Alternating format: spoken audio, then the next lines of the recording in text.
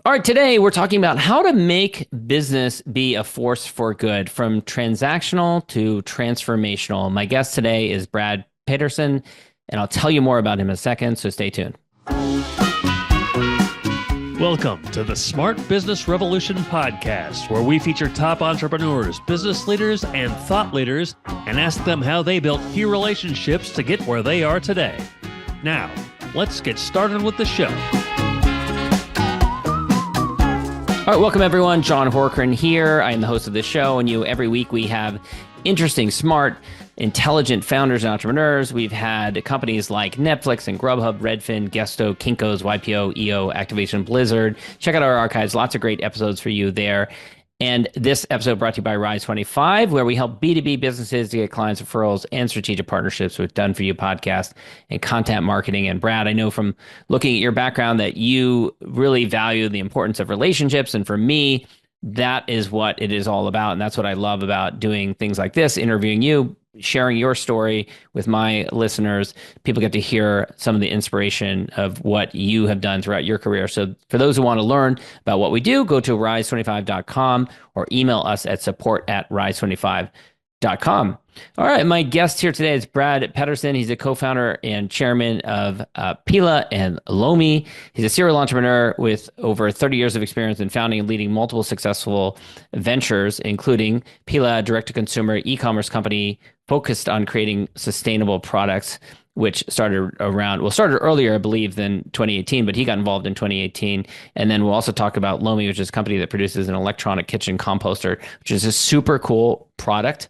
And we'll talk about that as well. And then before that, he served as a co-founder and president of Basic Fun from 2008 to 2017 before exiting that. And we'll talk about that as well. But Brad, I'd love to, those are all the accolades and you've accomplished a lot in your career, but I also love to get to know what people are like as a kid. And so we always start with that.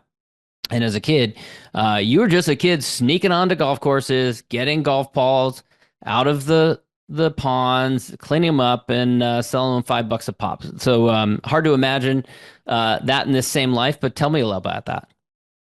Yeah, I guess I was just a mischievous kid. Always curious and always looking for ways that I could create value. Got into trouble quite a bit. I got the strap 3 or 4 times when I was a youngster in school. I don't think they do that anymore, but that just gives you a sense of my propensity. It was never You got really the like what? What was this? the strap, they The actually strap. Oh, give you the God. strap Okay. at school. If you're in Oh, this, is this a Catholic school? Is this a public school in Canada? no, it wasn't a Catholic school. It's just what they did. It gives you a sense of my age. Oh man, yeah, But yeah. Maybe that's a Canadian thing because I don't hear many stories about that at public schools in the United States. Well, I think if you were out of line and you weren't living, within the integrity of what the school wanted, that's just the results that happened. And, it was really not being bad. Like I wasn't smoking in the boys' room or anything like that, but just always pushing the rules, test the boundaries. And, so the idea of like, I was always thinking about how can I create an opportunity to make some money?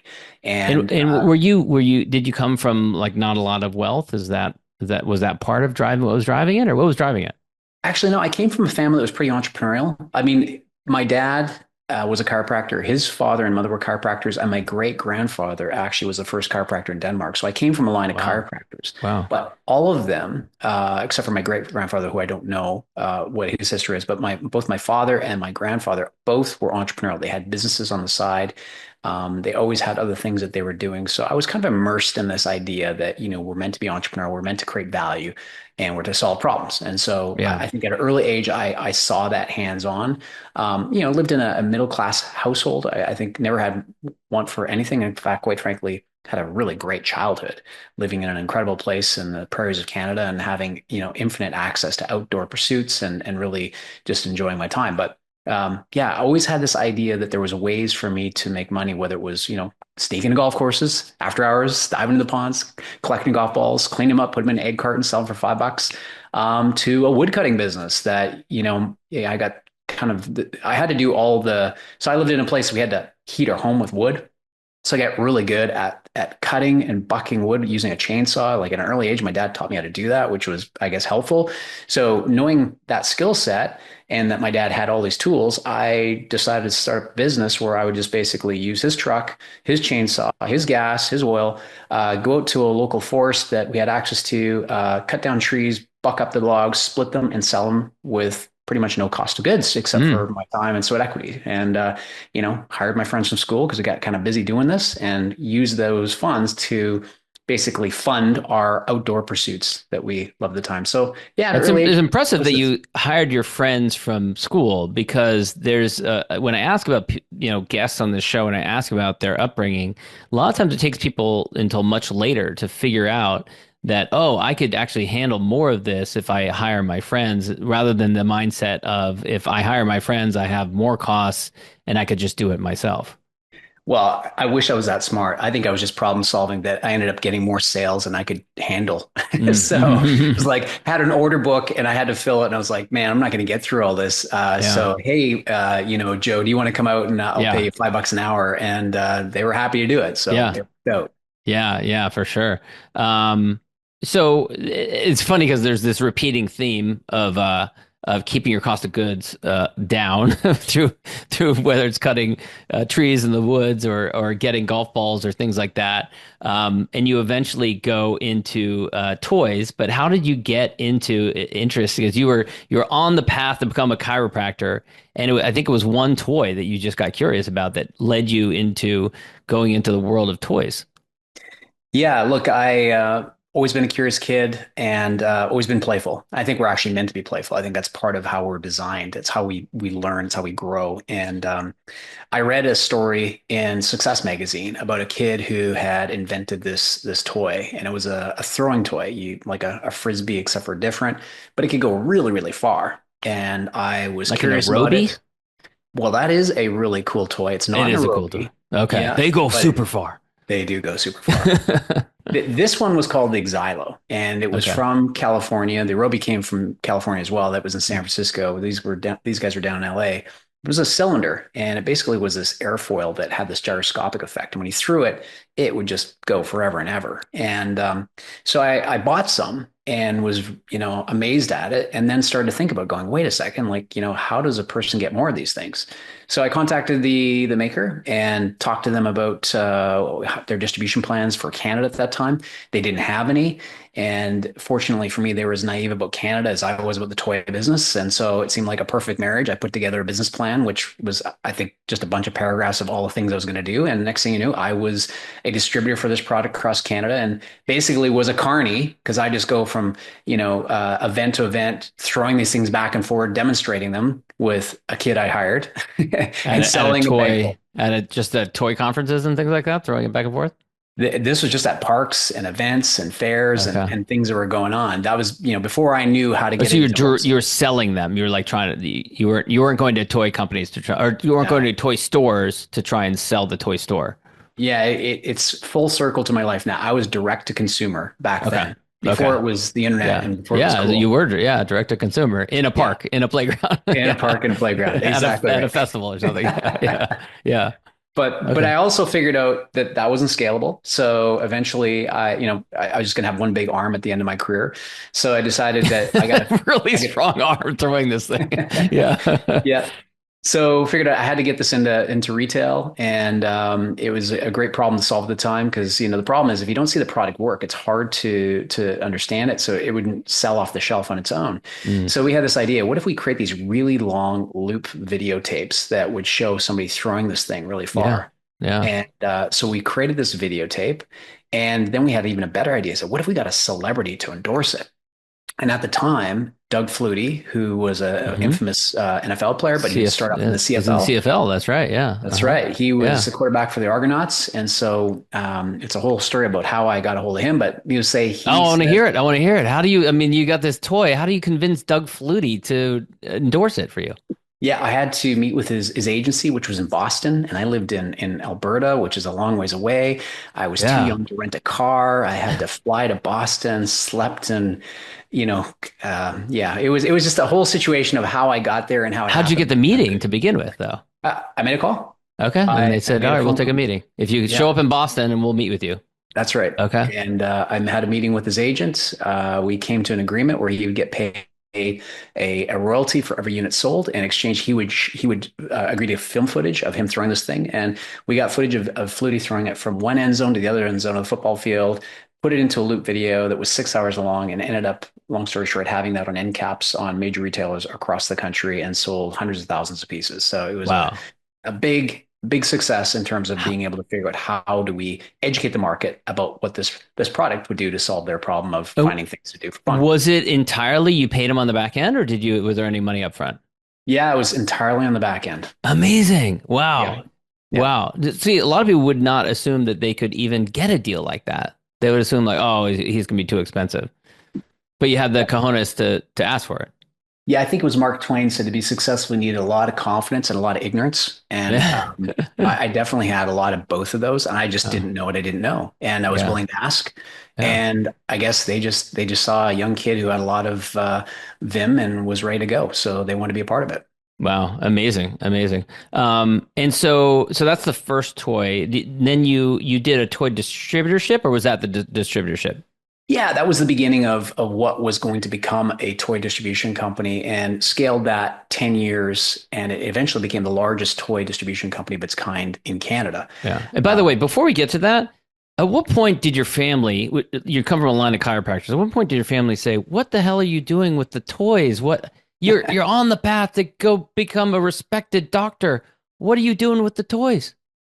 Yeah, I think it's a great question because I think they all thought it was a phase. He's got to They'll just grow kind of out get of this it. out of the system. Yeah. Exactly. Yeah. Yeah. He's going throwing this toy in the park with this other kid that he's paying. I mean, they must have thought Yeah. that's weird. Yeah, I think they definitely were expecting at some point I would come back to the mean and get back on the train towards being a chiropractor. But I it just started to work. Okay. So it's One taking product, off. Yeah. yeah, one product turned into more products because word got out. Hey, this kid works hard, moved a bunch of volume, word of mouth spread. I had other manufacturers that contacted me and said, hey, could you do this for our products? So suddenly I had additional products, and then I started to get ideas. Well, maybe I should select certain product lines and go after certain product lines. And in a short period of time, we went from the small little startup in my basement to the largest distribution company of our kind in Canada, focused on toys. Mm. And we during that ride, we were recognized in magazines and rewards, and I got nominated for the Entrepreneur of the Year award. And like, I mean, life was good. It felt like Wow. everything was just up to the right. And it was 2025 that I went away for a vacation. 2005. This is 2025. So Sorry, 2005. 2005. Thank Okay. you. All right. 2005, we just finished our record year. I went on vacation with my family, came back, and my CFO afterwards called me up and he said, "Hey, we got a problem." I said, "What's going on?" And he said, "It looks like the ERP that we had introduced or implemented earlier in the year was done incorrectly. We botched it. The data in our system was wrong. All the numbers that we thought we were reporting against aren't correct. And actually, instead of having a profitable year, we had losses." And Wow. Jeez, so, that's shocking.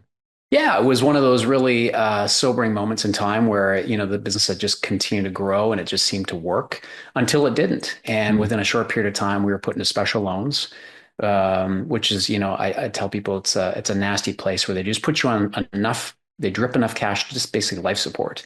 Um, Who's they? Who's they? the bank. Bank. Okay, so So you had to go to the bank and get a loan. Okay. And why was the business, after doing so well, suddenly unprofitable? we grew too quickly and we didn't inspect what we were Overhired then, expecting. maybe, or Increase our overheads. Yeah, like okay. it's funny how a little bit of ego can lead to a lot of overhead. Mm. And when you start to scale something and you see it growing and you just continue to like just add more complexity, add more overhead, more staff, team members, it all seems great as long as you are executing to a perfect plan, particularly if you don't have a balance sheet that's really strong, right? That doesn't Mm. give you options for making mistakes. But it had to, like, we literally had to thread the needle perfectly because when you're a distributor, you're buying products with cash up front. You're Right. putting them in a Yeah. warehouse, sitting on them for, call it 90 days, shipping it to a retailer who takes They 30, don't pay 60, you. 90 days. So your So cash issue is the problem. Yeah. cash Yeah. conversion is a Yeah. real issue in growing Mm. that model. So we literally had put ourselves in a place where we had to execute perfectly, Mm. and we didn't. And so Mm. suddenly we went from the hero down to the zero. And in special loans, We refinanced the company through another party who came in and required a restructuring, which is a fancy word for bankruptcy.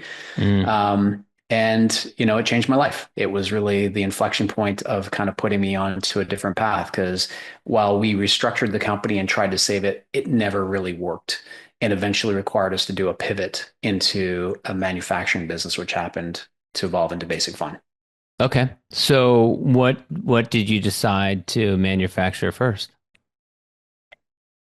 Well, all I can tell you is this, is that we, well, let me start with the premise of how we got to a manufacturing place. After spending 10 years building this company and then 2 years wrestling to try and save it before we Mm. ultimately bankrupted it for good. So that's the second bankruptcy. Yeah. I'm a big believer that we don't really learn from what happens. We learn from reflecting on what happens. Hmm. And the other side of that, it's often not easy to get clear on what you want, but it's really easy to get clear on what you don't want. Yeah. And so I went through like, here's the things I don't want anymore list. And it was things like, I don't want to have a warehouse with millions of dollars of inventory anymore. Hmm. I don't want to have Canada as my only country that I can sell to anymore. I don't want to have like multiple offices with employees scattered around the world. So I just went through this list of all Yeah. these things I didn't want anymore. And it became the basis of building a new business plan, which And was by the way, around, I just want to second what you just said because I have seen this so many times before, especially with serial entrepreneurs. You can almost chart it. You can look at like what their previous business was and then what their next business is. And so often it is just like they figure out a model that just is a reaction to all the things they hated about the previous model, whether it's like perishable goods or whether it's like managing too many team or managing team in person. So they go distributed or remote. That happens so frequently. So I just want to second what you said there. yeah, I agree. And I get it all comes down to like, you have to understand that everything happens for a reason, or at least you have to give it the reason, but it takes your time to reflect and Yeah. assess and then choose again for how you can use what's happened to you as a force for good for the Yeah. future. So you So decide to then build Basic Fun in a model that was a reaction to that previous the limitations of the distributorship. yeah, so it wasn't called Basic Fun in the beginning. It was called Tech for Kids, and it was the initial launch of our what would become Basic Fun. And yes, out of sort of the ashes, the phoenix rose. We learned from the mistakes. We went into manufacturing versus being a distributor. We scaled our team down. I remember we cut our team down from like 50 some people down to like eight, and a lean mean machine was set up that allowed us to move very quickly and to respond to trends in the marketplace that allowed us to launch toys at a rapid pace, but faster than our competition. And ultimately, we landed on a couple of things that were big hits. One of them was Angry Birds. Others, we were in Disney Frozen. So we got things that were just kind of ahead of the curve that ended up becoming massive boosts for our revenue and allowed that company to grow to become infinitely bigger, more successful, and more satisfying in terms of the type of business it was. So the crazy thing is that as I look back and say, if I had been successful as a distributor, I never would have discovered that. I Mm. literally got disrupted. And through that disruption, it forced me to find a better future with Mm. this better business model that provided so much more than I would have had otherwise. How did you? So I think one of the early hits was an Angry Birds product, and this was early in the development when the app was not as well known. But even before that, had you stumbled on the idea of licensing other IP and creating products around that? And how did you come to that epiphany? Because lots of toy companies just create something that they come up with.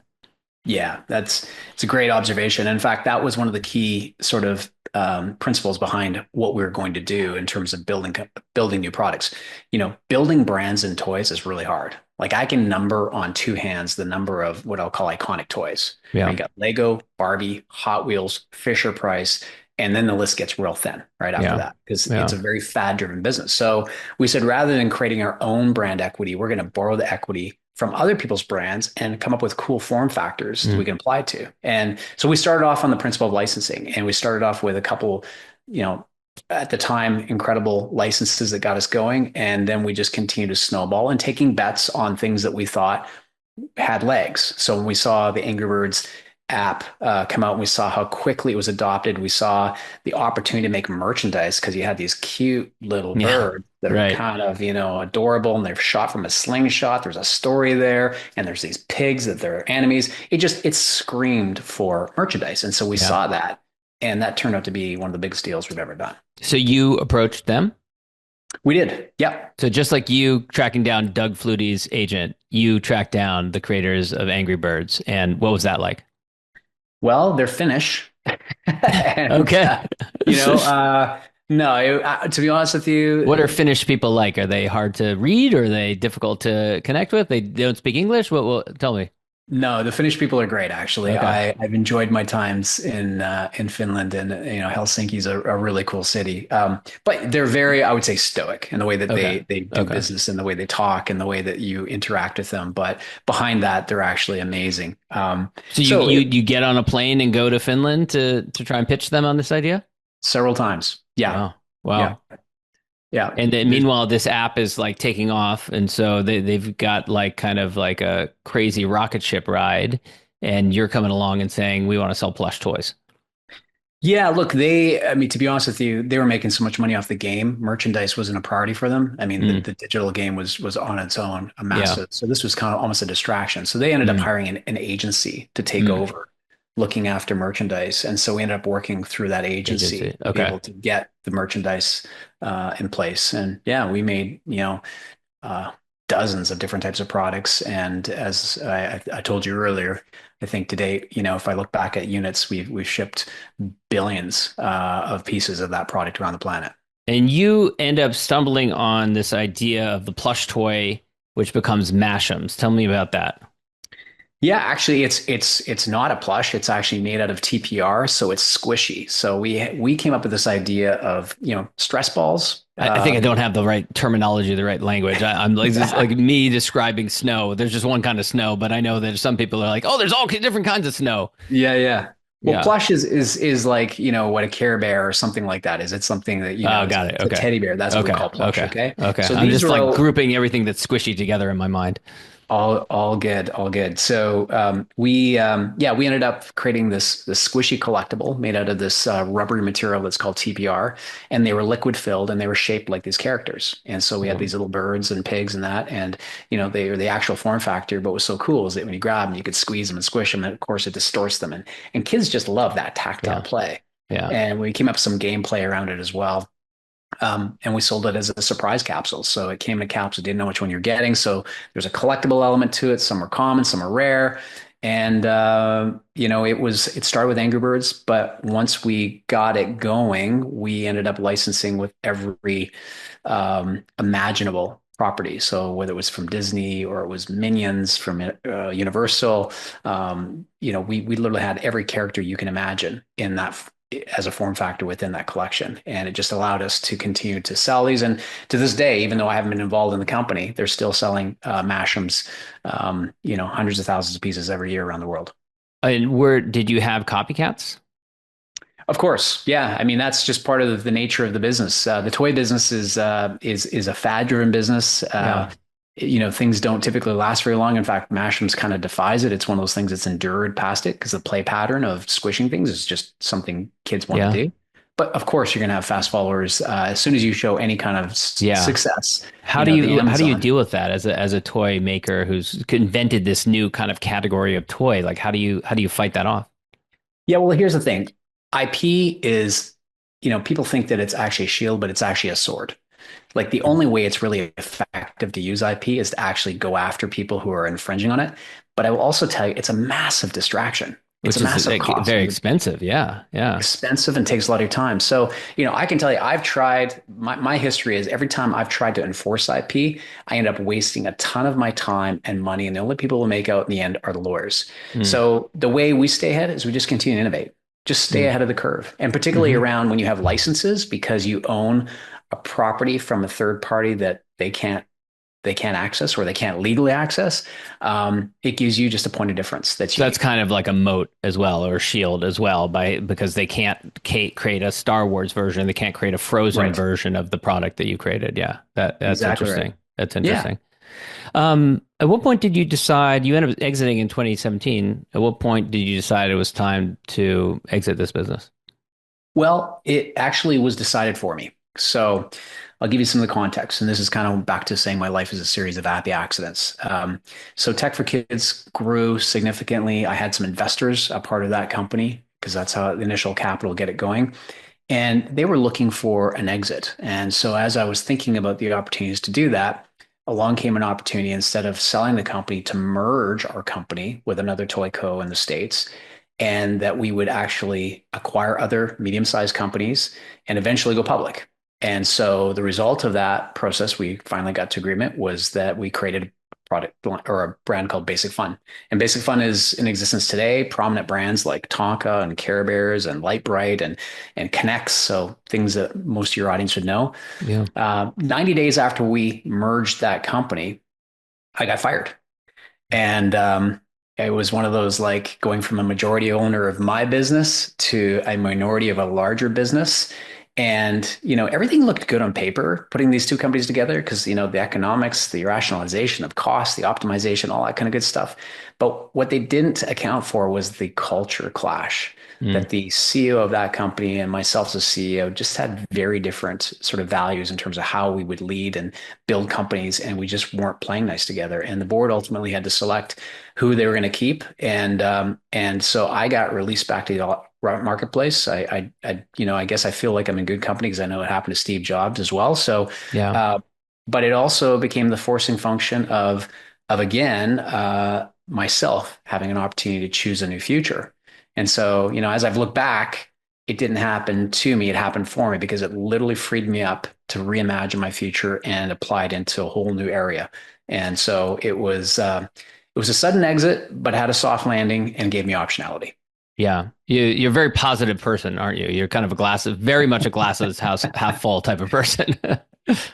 It's the only, I mean, the alternative isn't it so great. So Yeah. So then, how'd you get involved in Pela then? And where did the idea come from? I think it was your business partner had witnessed from a family vacation in Hawaii, had witnessed the damage that plastic was causing to the oceans. Is that right?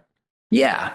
I mean, look, I would say I've always felt somewhat conflicted about how the consumer economy works. I mean, I was in it for 30 years and it is the way it is, but it also is a very much make, take, use, waste economy. So while I was in the toy business and I understood the process, I understood that most toys, the vast majority, end up in landfill within a year or less. Right.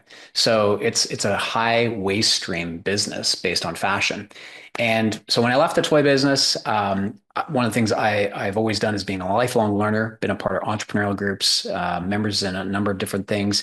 And I went to an entrepreneurial meetup actually it was in Napa of all places. And I met two fellow Canadians in Napa at this event. As one And does, right? You go to Napa to meet Canadians. Uh-huh. Yeah. yeah, Okay. exactly. Makes a lot of sense, right? Yeah, sure. And both of them ended up becoming a business partner. Hmm. One knew how to make, so one had discovered this idea that became Pela Case, which was a material science where he could make phone cases out of a compostable composite. And he knew how to make it, but he didn't know how to market it. Hmm. And my second founder, he was an incredible marketer. In fact, he owned one of the largest marketing agencies in Canada. And he knew how to market it, but he didn't necessarily know how to scale it into mass production, particularly because he was a marketer and not a guy who made products. And then that And brought that's me where you in. came in. Yeah. I know how to make products and I know how to Yeah. scale companies. So the three of us got together and Tell agreed me to you were like meeting at like a consumer product goods conference or something like that. This wasn't just like around the pool randomly. this.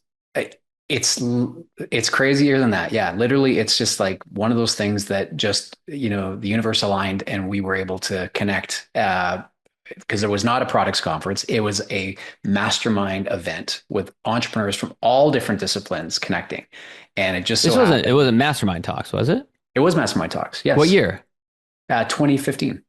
Oh, that's where my business partner and I got together. We started our business out of that same event. That is crazy. There you go. That's Right. crazy. Wow, that's Yeah. funny. Funny, Yeah. funny, small Jason world. Gaynard is Yeah. incredible He's the at, connector. Jason Gaynard is the GOAT. Yeah. yeah, Thank you, Jason. We'll have he to is send this to him really, afterwards. Well, I owe him so much a debt of gratitude because literally, not knowing in 2015 that I was going to be fired in 2017, that became, the incubus of a relationship with Matt Bertulli, who owned DMAC Media, the marketing agency, who would invest into Jeremy Lang's Pela Case company, and on the basis that he was going to help them market. And, we just shortly after I was fired, we were in a forum together and we were having a sit down and he was talking about, I keep breaking this thing. They can't keep up production and all the problems he was trying to solve. I'm like, I know how to do that. I mean, Hmm. that's not that hard. And so long story short is that I ended up saying maybe there's an opportunity. And so we got together, we sat down, we hammered out what a partnership would look like. And I was inspired by the idea that I could apply my skill sets to this, but also that it was a business as a force for good. Because really, Pela, we talk about Pela Case as a mission with a company. Like Hmm. how do we create a waste-free future? And we're showing that it's possible to make products out of a material science composite that actually has this graceful end of life. And it's such a cool, inspiring thing to know that every product that we put out there actually goes back to the planet responsibly.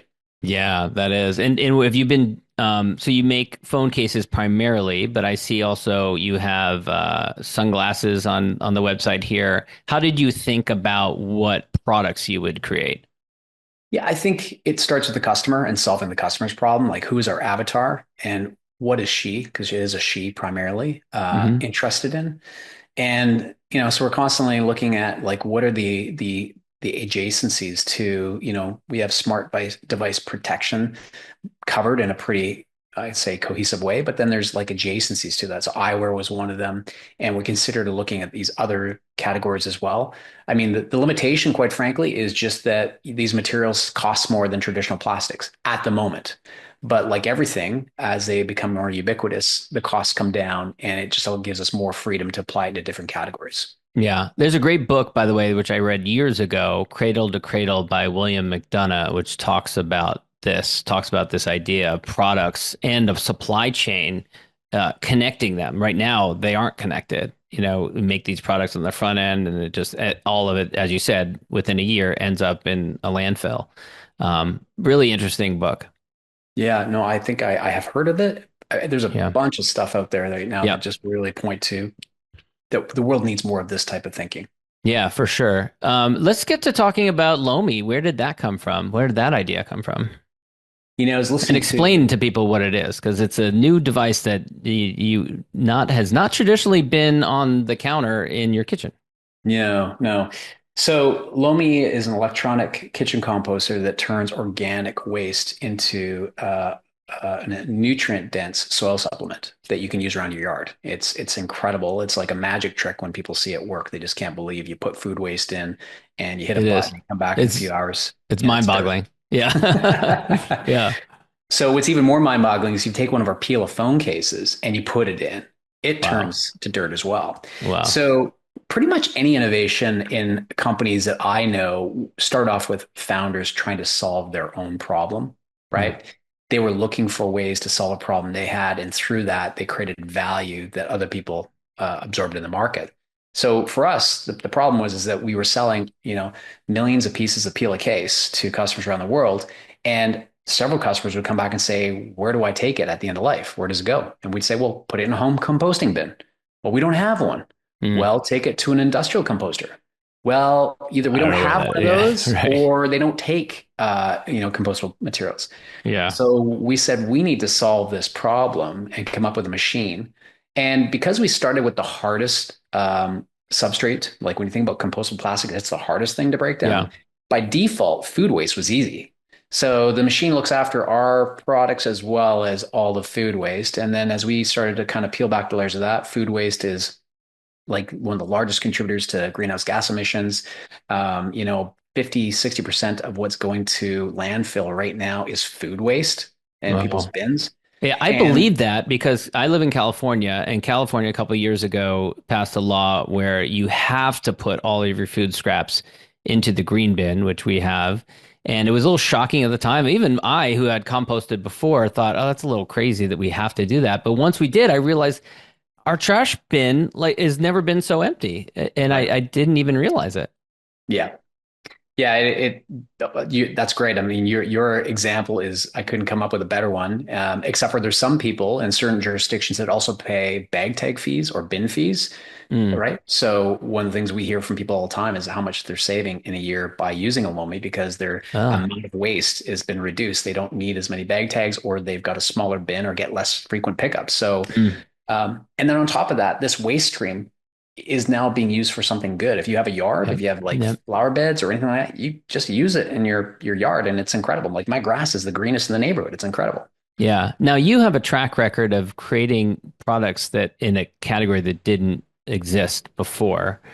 But this is something entirely new. It's a consumer product, it involves electronics and stuff like that. How different was this for you, or was it to explain and educate the market, or was it just the same as like tossing the toy with the kid in the park and just on a bigger scale?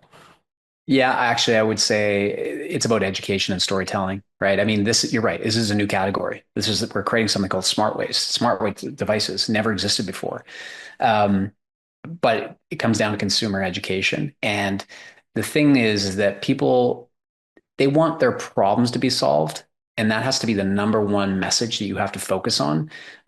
If you're focused on the environment as the number one piece, people will be interested, but Mm. that's not the reason compelling enough for them to actually make a purchase. The problem we're solving for people is food waste is gross. That usually involves pests like ants and flies. If you live in Hmm. the right states, bears and raccoons. Mm. It smells. And we eliminate all that. We take what's disgusting and we turn it into something delightful. Mm. And oh, by the way, it's also amazing for the planet. Mm. Mm. That's a great way of putting it. Um, yeah. And how hard was it to develop this? Because it involves electronics, there's an app involved. It's not small, it's large. How difficult was it compared to, some of the products you developed before? Yeah, look, this is definitely the most complicated thing we've ever built. Shockingly, we built this in toy factories. Hmm. That was my relationship, and what I tell people that yeah, these same factories, they do everything from digital cameras to remote control vehicles to collectibles. So So complex products, in other words, yeah, like complex exactly. electronics, yeah. Yeah, they have a skill set of dealing with complexity. So when we brought this to them and said, okay, we need to have a machine that does this, the key difference, though, is the rigor of this machine has to be infinitely more substantial, right? This can't be toy grade. This has got to be consumer grade, and it's going to be grinding everything from, soft lettuce to avocado pits. It's got to get it all. Mm, mm, And so, Gen 1 was a great product. Gen 2 is even better. And now we're getting ready to launch Gen 3, and it'll be the best of all of them. And as you said, it has an app on top of that, which is super cool because number one, it tells you your waste impact and you can see mm, how much diversion you've created. But also, it generates carbon credits. It's actually a carbon mm, asset. So mm. this machine generates small micro carbon credits just by using it, which is really cool. That's cool. All right, tell us about Full Spectrum. So you've taken some of your knowledge over the last 30 years and you're putting it into a course. Yeah, look, and this kind of speaks to kind of my heart in general about what I've learned along the way, because having been an entrepreneur for over 30 years and seeing some high highs and some low lows, the whole gamut of it, I've really come back to ask what is it really all about? Like, is this journey just supposed to be about acquiring and consuming, or is there actually more to it? And so the other piece of that is that when you accomplish something in business, so if you actually have an exit or you have some sort of meaningful outcome, I've found that most founders I talk to, they kind of have like this postpartum syndrome. It's like, yeah, we really wanted to get there. And then when it happened, it was like great for like a minute. And then all of a sudden it was like, now what? Yeah. Um, so this is really focused on accomplished business leaders. And the topics we talk about are how do you develop wealth beyond money? Money is an important part of the equation, but truly to be wealthy in your life, it has to be around other areas. And we sort of see there's three pillars. One is meaningful work with purpose, something you can apply your gifts, your talents to that actually knows that you're using them well. Second is stewardship, and how can you use what you have as a force for good, both in your Hmm. time, your talent, and your resources. And finally, the most important one, deeper and meaningful connections. Mm. And at the end of our life, I think we will evaluate how we lived by how we loved and how we were loved.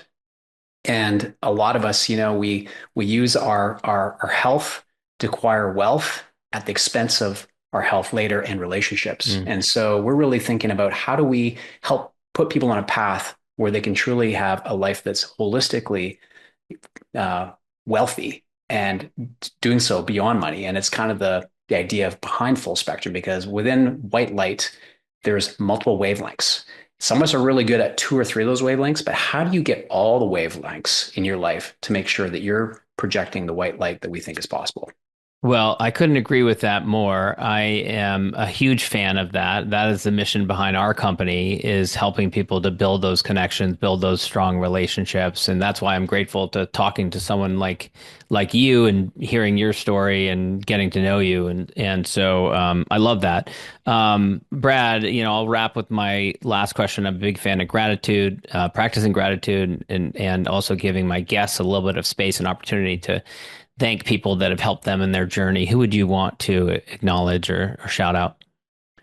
Man, my number one thanks is to my wife. She's been my business partner.